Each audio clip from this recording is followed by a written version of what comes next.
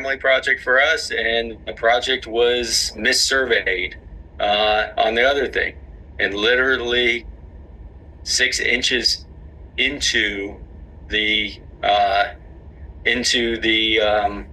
FPL easement. Well, if you know FPL is not one of those you really get a relationship with, not one of those that's going to be that moving. So the idea was, once that was discovered from doing the site survey after the foundation started going in there, basically had to tell the owner and everyone involved, guess what? We have to rip some things out and move it. And we had to talk about the time, how to make up the time and do everything. It turned out to be one of the more successful projects because it was a problem, it was caught, it was discussed, and then it was solved. And then, even though it caused a whole bunch of angst at the time, the team was able to make it up and focus and not let it impact the overall schedule. So these are the things that you can do. I'll try to get some other people, not just architecture, go in there. Being a contractor, it's easy to pick on architects, so I apologize for that. Any questions about this one? All good. Nothing.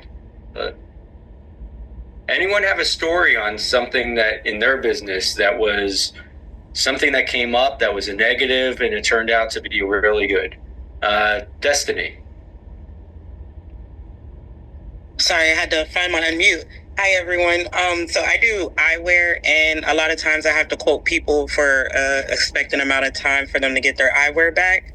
And most of the time I overquote, just simply because if something comes in wrong, I want to make sure that I have enough time to get it back to the lab and get it back in the amount of time that I told the patient.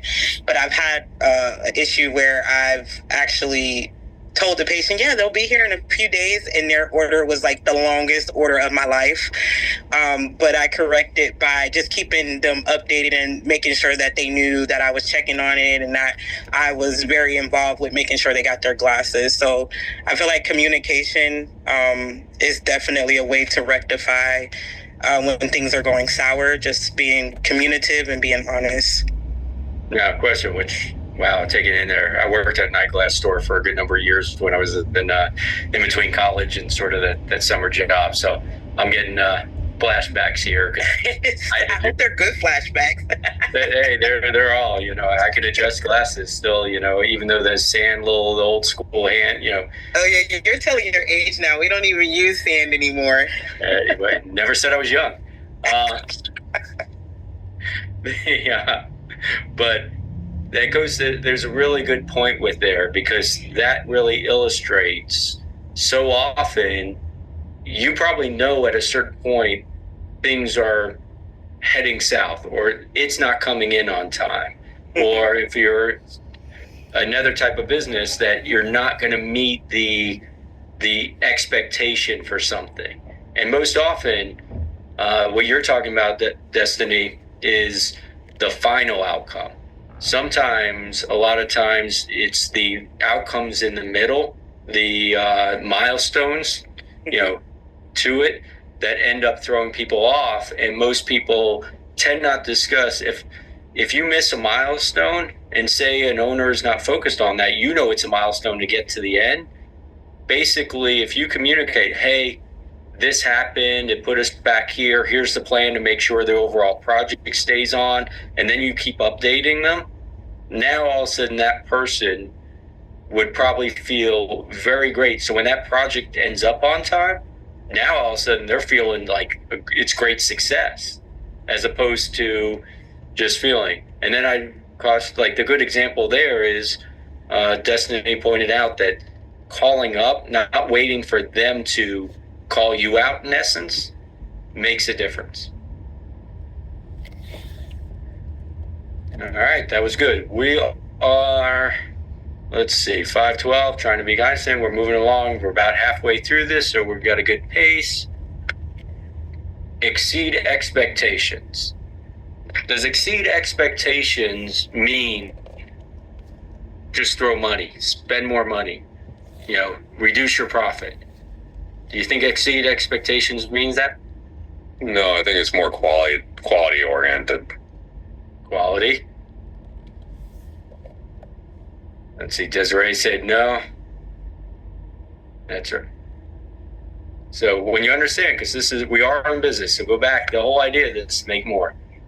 When you develop a reputation, basically to deliver exceptional results, that is what you want to be. I would say under promise and over deliver is a great saying. The way I'll sort of turn that is because you don't want to purposely undersell yourself, but don't oversell yourself. And the worst thing you can do is overpromise or oversell results that are real, that you would, that you can't necessarily deliver on. You may get the job, but you're setting yourself for a tough experience and probably wasting a lot of money in that. I'm going to go here in terms of this. There is a normal range of behavior that your customer expects, and that varies from all different types depending on customers, but normal fits within a normal word. Now, from your own experience, you can do things negatively and have negative differentiation. But you can have things on the upside and have positive differentiation. Now, positive differentiation, if you tie into what we've been talking and all those things where it's communication, it's positive attitude, it's solution-oriented. Those are all things that make us positively differentiated. That doesn't cost you a thing. So behavioral differentiated, the beauty of it, it doesn't cost you. There's even one added benefit. I'm assuming every one of you is not in the business that you're the only one that does that in the world or in the area. So what do you think the advantage of focusing on behavioral differentiation versus technical differentiation? Who's got an answer?